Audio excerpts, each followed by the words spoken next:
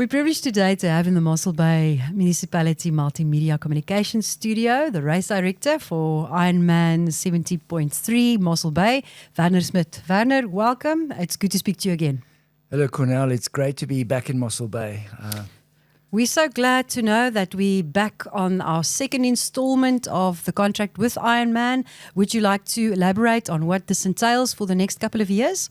Yes, so we have 3-year contracts at a time, and we are set for 2025, 26 and 2027. So it is on the same Sunday in November for the next 3 years. And yeah, we're building the next chapter of this iconic event. Great stuff. So tell us, what is the race day this year, and how's the sales been going? Is the event sold out? The event is on the 16th of November this year, on the Sunday, with the expo merchandise registration open all day Friday, Saturday morning. Saturday afternoon, they check their bikes in at Debaka. And then Sunday is race day. It's all sold out quite a few weeks ago, or probably a month or so ago, as a big surprise. And there's basically 2,630 individuals that entered and 70 teams of people of 3. So that's another 210 athletes coming to town. So there'll be 2,750 people that's entered. So it's all fully booked. Fantastic. Werner, you guys normally have statistics on athletes competing or being in the race and the support crew that comes. So in terms of sort of a scope of how many people will be in Mossel Bay over that time, from an economic perspective, what does that kind of look like? Yeah, there is a bit of an attrition or a dropout of athletes from now onwards, but between the athletes and the spectators, there'll be about 7,500 people who will come to Mossel Bay over that event weekend that will stay here. They will go to restaurants, they'll do activities here. They're exposed to the town, it's tourism opportunities, because they're coming here for the event, and in the process they're learning about Mossel Bay, or you've got repeat people coming back. Brilliant. A wonderful economic boost, and I guess the fact that the event sold out so quickly also is testament to the fact that people like coming to Mossel Bay. It is a great testament to Mossel Bay that it sold out. This is the biggest event in athlete numbers that we've had since the lockdown from 2020-21. So we're very excited about this, and the event is extremely popular. Werner, obviously an event of this magnitude, we know by now, the locals know by now, that there is quite a public impact. Could you just briefly take us through the main highlights of road closures or impact on the beaches? We will, as we have done in the past, supply more details on our social media platforms of the municipality, and then also in other media available at our disposal. But could you just briefly take us through the main impact? The main impact in central Mossel Bay is on George Road, Bland Street, Church Street, Kloof Street.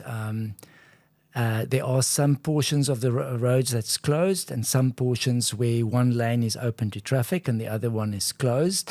So have a look at those details.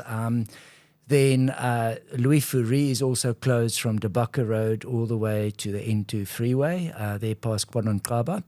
And then the N2, so the Louis Fourie has got a lane share where the outer lanes are for traffic, it's open, and the inner lanes are closed for the athletes. And the same on the N2.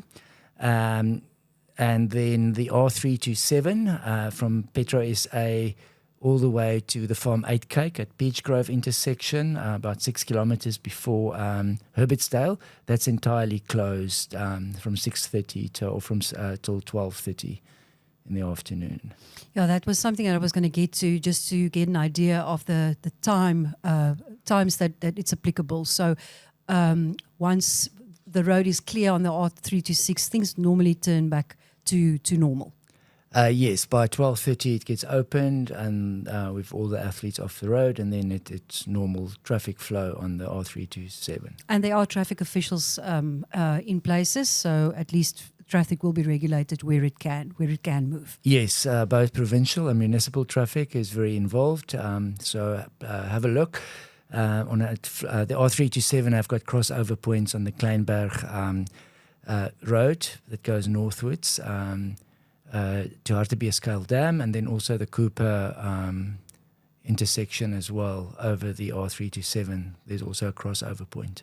Something that we've discussed in the past, but I think it's important mentioning it again. There may be members of the community that want to know that if they experience an emergency in an area where roads are closed off, what are they to do? Can you just refer them to an emergency number that they could possibly contact? Yes, we've got an event emergency number, which is 079 266 6263. That is the venue operational centre, which is at Santos. We have Ironman person there in the VOC, together with provincial traffic, municipal traffic, fire and rescue, disaster management.